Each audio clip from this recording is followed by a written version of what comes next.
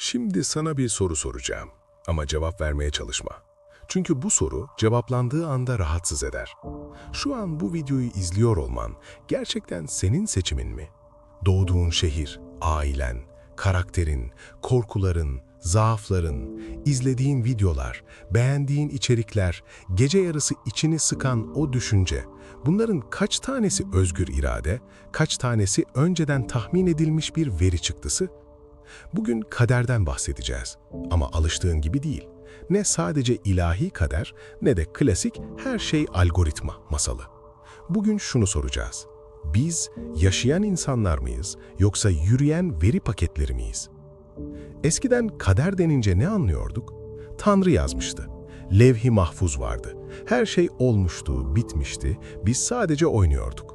Sonra bilim geldi. İstatistik geldi. Olasılık geldi. Ve bugün Big Data geldi. Artık kimse sen böylesin demiyor. Sistem diyor ki sen %87 ihtimalle böylesin. İşte fark burada. Kader artık kesin yazgı değil, kader artık olasılık yönetimi. Ve bu tahmin ettiğinden çok daha tehlikeli. Bak, bir şirket seni tanımıyor ama senin kaç saniyede sıkıldığını, hangi renkte durduğunu, hangi cümlede kalbinin hızlandığını, hangi korkuya daha çabuk tepki verdiğini biliyor. Seni tanımıyor, seni hesaplıyor. Ve hesaplanan bir şey özgür müdür? Şimdi sana daha rahatsız edici bir şey söyleyeceğim. Big Data geleceği bilmiyor ama geleceği yönlendiriyor. Bu çok kritik. Algoritmalar ne yapacağını bilmiyor ama hangi ihtimale sürükleneceğini biliyor. Ve kader dediğimiz şey de zaten bu değil miydi? Kutsal metinlerde kader çoğu zaman bilgiyle ilişkilidir. Tanrı zorla yaptırmaz. Tanrı bilir ama bilmek müdahale midir? Bugün algoritmalar da aynısını yapıyor. Seni zorlamıyor. Sadece seçenekleri senin için daraltıyor. Ve sen o dar alanda özgür olduğunu sanıyorsun. Şu an YouTube'dayız ama bu sadece bir örnek. Instagram, TikTok, Google, devlet kayıtları, banka verileri, sağlık sistemleri. Senin bir dijital gölgen var ve bu gölge çoğu zaman senden daha gerçek. Çünkü sen değişkensin ama veri sabitlenir.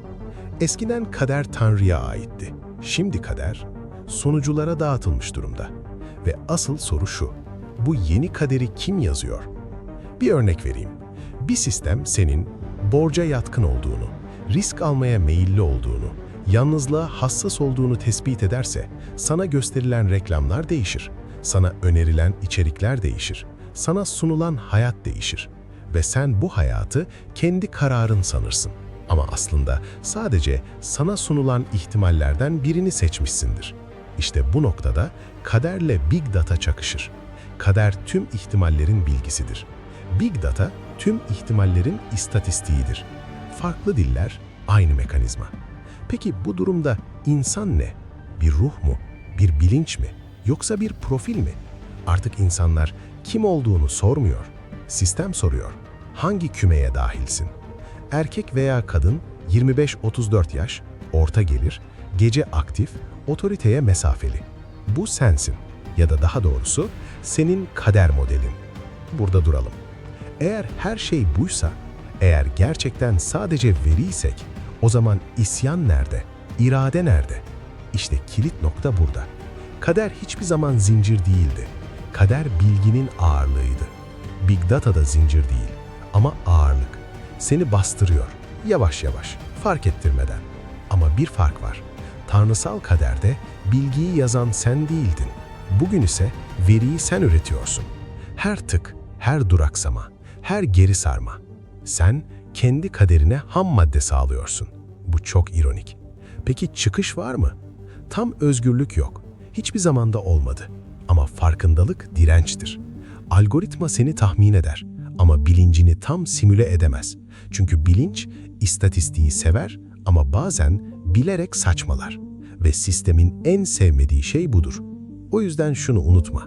Seni izliyorlar, hesaplıyorlar, tahmin ediyorlar ama inanmak, reddetmek, sormak, bunlar hala kontrol edilemeyen alanlar. Son bir soru bırakıyorum.